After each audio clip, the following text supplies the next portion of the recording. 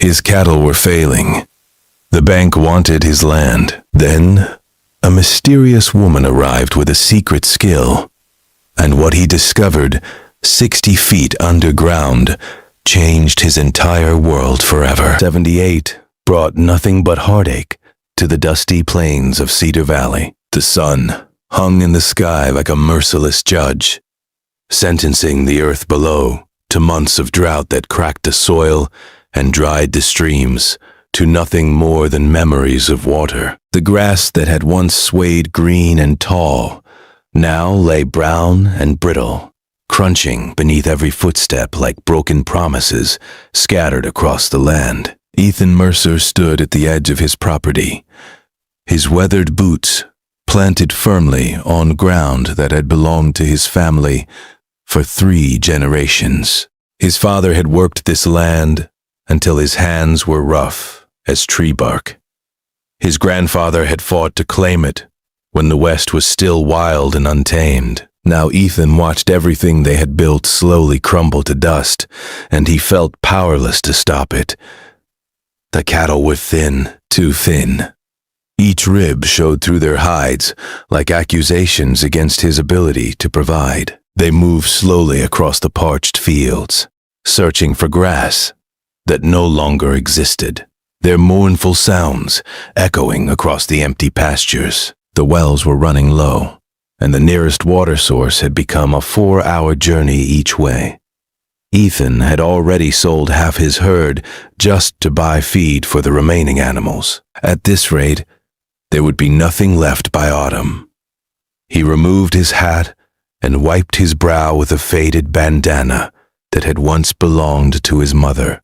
She had embroidered small flowers along the edges during long winter evenings by the fireplace, her gentle hands creating beauty even in the simplest things. She had passed 3 winters ago, leaving him alone with nothing but the land and the desperate hope that somehow things would get better. They never did. The town of Cedar Valley had once been thriving, filled with the sounds of children laughing and merchants calling out their wares. But the drought had affected everyone. Shops were closing their doors forever. Families were packing up and heading east, chasing the promise of rain and opportunity. Every week, another wagon loaded with belongings rolled past Ethan's fence, and every week he wondered if he should join them. But leaving meant admitting defeat. Leaving meant abandoning everything his family had sacrificed for. Ethan was stubborn, perhaps too stubborn for his own good. His mother had always said that stubbornness ran through the Mercer bloodline. Like iron through rock, he would stay until the very end, even if the end was closer than he wanted to admit. It was on a Tuesday morning that everything began to change. He had ridden into town to check if any supplies had arrived at the general store. The streets were quieter than they had been, even a month ago. More buildings stood empty, their windows dark and dusty like hollow eyes staring at nothing. He tied his horse outside Patterson's general store and stepped through the creaking door, nodding to old Mr. Patterson behind the counter. The shopkeeper nodded back with the weariness that had settled over the entire valley. That was when he saw her for the first time. She stood near the window, examining a bolt of fabric that caught the morning light. Dust motes danced in the sunbeam around her, giving her an almost ethereal quality. Her dark hair was pulled back in a simple braid that fell over one shoulder. Her dress was well made, but modest, the color of autumn leaves just beginning to turn. She held herself with a quiet dignity that suggested education and refinement. But it was her eyes that stopped Ethan in his tracks. They were the deepest shade of green he had ever seen, like the memory of spring grass before the drought had stolen all the color from the valley. They reminded him of everything he was losing, and yet, somehow, they also reminded him of hope. She must have felt his gaze, because she looked up and met his stare directly. There was something in her expression that Ethan could not quite read. Sadness, perhaps, or maybe determination.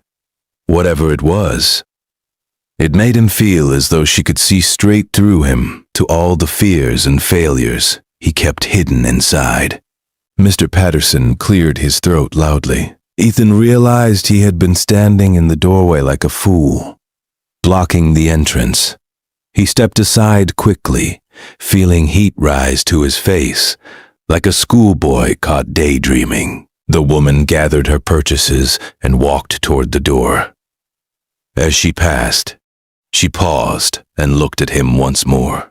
Her lips curved in the smallest of smiles, warm enough to make his breath catch in his chest. Then she was gone, disappearing into the bright morning light. Her name was Josephine Harper. She had arrived in Cedar Valley 3 days prior, traveling alone in a modest wagon pulled by 2 tired horses. Nobody knew where she had come from or why she had chosen to settle in a dying town when everyone else was fleeing. She had rented the small cottage at the edge of town that had stood empty since the widow Crawford had passed the previous spring. Ethan learned all of this from Mr. Patterson, who dispensed information as freely as he dispensed goods. The old shopkeeper had a gift for gathering gossip and sharing it with anyone who would listen. Over the following weeks, Ethan found himself noticing Josephine everywhere. Though he tried to convince himself it was coincidence. She appeared at the church on Sunday mornings, sitting alone in the back pew, with her hands folded. She walked through town with a quiet grace that drew curious glances from everyone she passed. He observed her helping Mrs. Abernathy carry groceries without being asked, taking the heavy basket as if it were the most natural thing. He watched her play with the Miller children in the town square, teaching them games that made them shriek with laughter. And yet, despite her kindness, she remained a mystery. She never spoke of her past. She never mentioned family or where she had come from. When people asked questions, she simply smiled and changed the subject with skill that suggested years of practice. Ethan's ranch continued to struggle. He lost another 3 head of cattle to illness brought on by poor nutrition.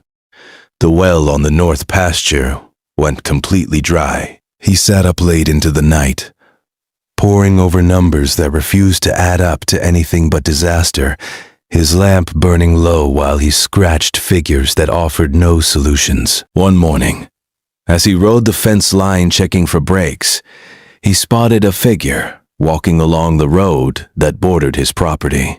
The sun was barely above the horizon, painting the world in shades of gold. It was Josephine, carrying a canvas bag over one shoulder and a strange contraption he did not recognize.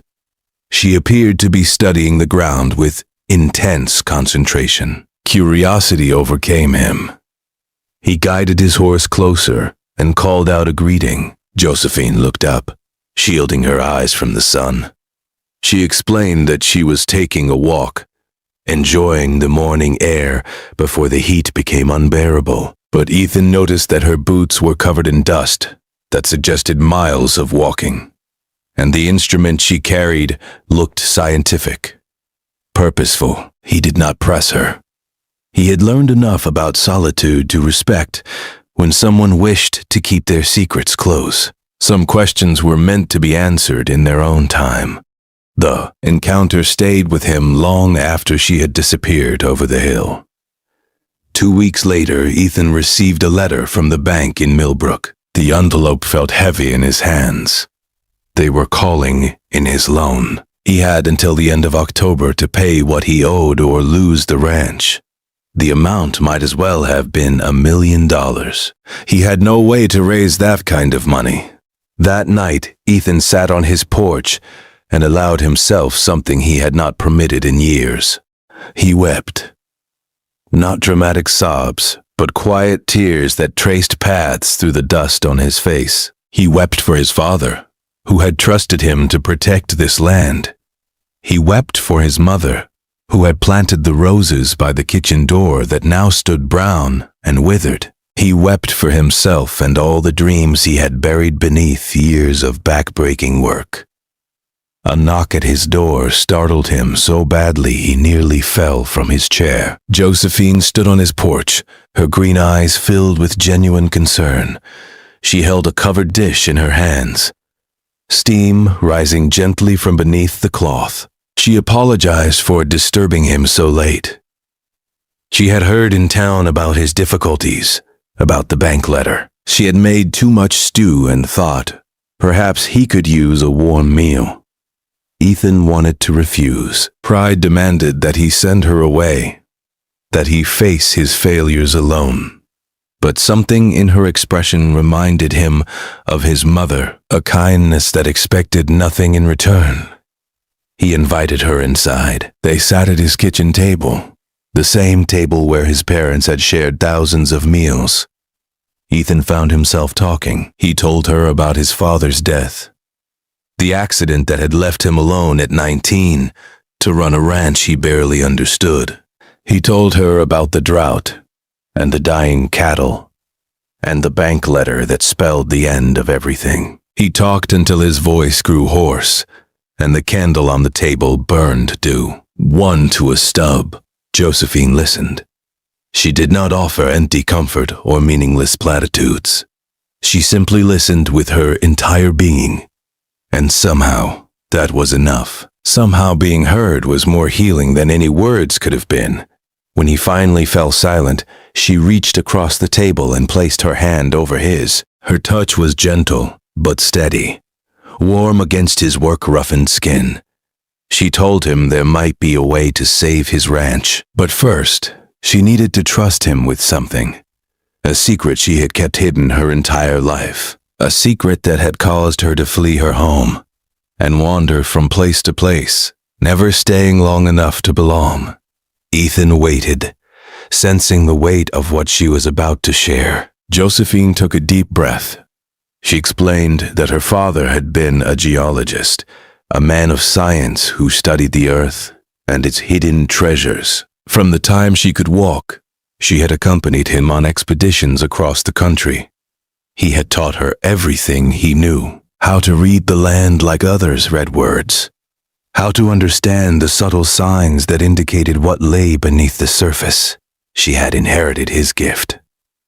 She could find water, not through magic or mystical means, but through careful observation, scientific understanding, and an instinct honed by years of training. She could look at a landscape and know where underground streams ran, where aquifers waited to be tapped. Her eyes darkened as she continued. Back east, a man had learned of her abilities, a wealthy landowner with more greed than conscience. He had tried to force her to work for him, to use her skills, to find water on properties he intended to claim through deceit and manipulation. When she refused, he had threatened her life. She had fled, traveling west, until she found Cedar Valley, a place so remote that she hoped he would never find her. She had been walking the valley for weeks, studying the terrain with the careful eye her father had trained, and she had discovered something remarkable. Beneath Ethan's property, far below the surface, there was water, a vast underground reservoir fed by ancient springs. If he could dig deep enough, he would have all the water he needed, not just for his ranch, but potentially for the entire valley. Ethan stared at her, trying to process what she was saying. His practical mind warred with years of desperation that made her words sound like a cruel joke. Josephine understood his doubt. She pulled a journal from her bag and opened it to pages filled with careful notes and detailed drawings. She showed him the topographical patterns, the vegetation indicators, the rock formations that told the story of underground water. She explained the science with confidence that left no room for charlatanism. She told him exactly where to dig, a spot near the old oak tree on the eastern edge of his property. 20 feet down, maybe 30. The water would be there. She staked everything on it, Ethan had nothing left to lose. The next morning, before the sun had fully risen, he began to dig. The work was brutal, more demanding than anything he had ever done. His muscles screamed in protest after the first hour. Blisters formed on his hands and then burst, leaving raw wounds that stung with every movement. He wrapped them in bandages and kept digging, driven by desperation and fragile hope. Day after day, he descended into the hole he was creating, hauling bucket after bucket of earth to the surface. The hole grew deeper, darker, and with each foot, his doubt warred with his hope. Josephine came every day to help. She could not do the heavy digging, but she handled the buckets, prepared meals that she brought to the site, and offered encouragement when his spirits flagged. She would sit at the edge and talk to him as he worked, telling him stories of her travels. Slowly, through shared labor and quiet conversations, the walls between them began to crumble. Trust built like bricks being laid. One moment at a time, she told him about her childhood, traveling with her father to remote locations. She told him about her mother, who had died when Josephine was young, leaving her father to raise her alone. She told him about the loneliness of always being different. Ethan shared his own stories. He told her about learning to ride before he could properly walk. He told her about his mother's Sunday suppers and his father's gentle hands on the reins. He told her about the girl who had left when she realized that loving him meant loving this harsh land as well. At 50 feet, Ethan hit rock. His shovel rang against the hard surface with a sound that echoed his breaking heart. He climbed out of the hole and sat on the edge, his head in his hands, his body trembling with exhaustion and despair. Josephine knelt beside him, her dress staining with dirt. She studied the rock he had brought up, turning it over in her hands with practiced familiarity. Then she smiled, a smile that lit her entire face. It was limestone, she explained, porous limestone. Water often flowed through channels in such rock. He was close. She was certain of it. Her faith restored his determination. He returned to digging with renewed vigor. At 60 feet, water began to seep through the cracks. Ethan shouted so loudly that Josephine came running from where she had been preparing lunch. She peered down into the hole, and in the dim light, she saw what he saw. Water clear and cold, bubbling up through the limestone, as if it had been waiting all along to be discovered. By the next morning, the hole had filled to a depth of 5 feet. By the following week, Ethan had constructed a proper well with a hand pump that drew water as easily as breathing.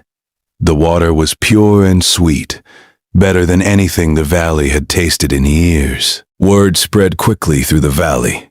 Neighbors came to see the miracle for themselves. They went away with containers filled with water and hearts filled with hope. Ethan refused to charge them. This water belonged to the valley, he said. It belonged to everyone. The cattle began to recover. The fields showed signs of green for the first time in months. Other ranchers approached Josephine, asking if she could find water on their properties. She agreed to help them, asking only that they keep her methods private. Autumn arrived, and with it, the deadline from the bank. But Ethan no longer faced it alone. The other ranchers pooled their resources, recognizing that Ethan's well had saved them all. Together, they raised enough money to pay off his loan. On the day Ethan made his final payment at the bank, his heart lighter than it had been in years, he returned home to find Josephine packing her wagon. His heart seized with sudden fear. He asked where she was going, his voice rough with emotion. She explained that her work was done. The valley had water now. The ranches would survive. There was nothing left for her here. Ethan crossed the distance between them in 3 strides. He took her hands in his, those hands that had worked beside him, that had touched his face with tenderness when he wept from exhaustion. He told her she was wrong. There was something left for her here. There was him. Josephine's eyes glistened with tears. She refused to shed. She argued that she was a wanderer, a woman running from her past. She did not know how to stay in one place. She did not know how to be what he needed. Ethan shook his head firmly. He told her that what he needed was exactly what she had already given him.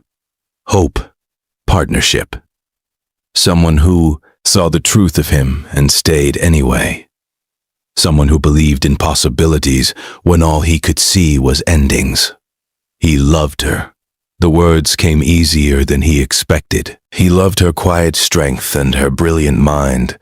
He loved the way she laughed when the horses nuzzled her pockets, looking for treats. He loved the way she looked at the land, seeing not just what was on the surface, but what lay beneath.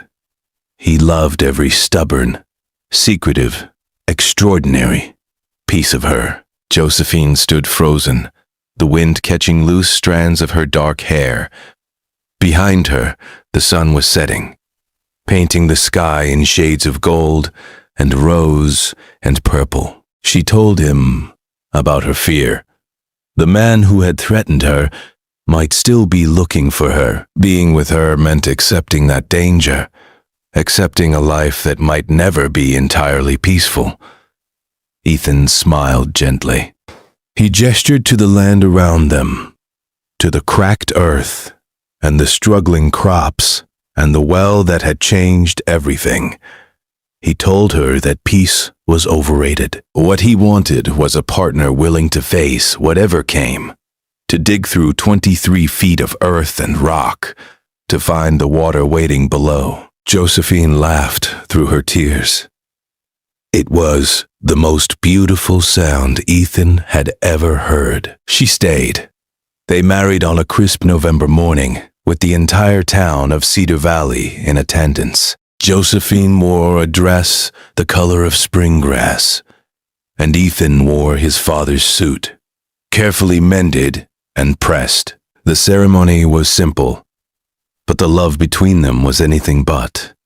Together, they built a life on the ranch that Ethan's family had established generations before. Josephine continued to help other ranchers find water, her reputation growing throughout the territory. Eventually, the man who had threatened her arrived in Cedar Valley, only to be met by an entire community that had come to love and protect her. He left alone, realizing that Josephine had found something more powerful than isolation. She had found belonging. Years later, Ethan would sit on his porch with his children playing in the yard and his wife beside him, her hand in his as the sun set over lands that were green and thriving. He would marvel at how close he had come to losing everything. The drought had nearly destroyed him. Despair had nearly consumed him. But a woman with green eyes and a secret skill had walked into his life and taught him the most important lesson of all. Sometimes the greatest treasures are hidden beneath the surface, waiting for someone brave enough to dig deep and discover them. The well Josephine found still flows to this day, a source of life for a valley that nearly died. And every time Ethan drew water from its depths, he remembered the moment he had stopped digging in despair, and the woman who had knelt beside him and urged him to continue. Love, he had learned, was not so different from water in the desert. It required faith to find it. It required work to bring it to the surface. But once discovered, it sustained everything it touched, nourishing not just those who found it, but everyone around them. And Ethan Mercer, the rancher who had nearly lost his land and his hope, found himself richer than he had ever dreamed possible. Not in gold or cattle, but in the treasure that mattered most, a love that ran as deep and clear as the water beneath his feet.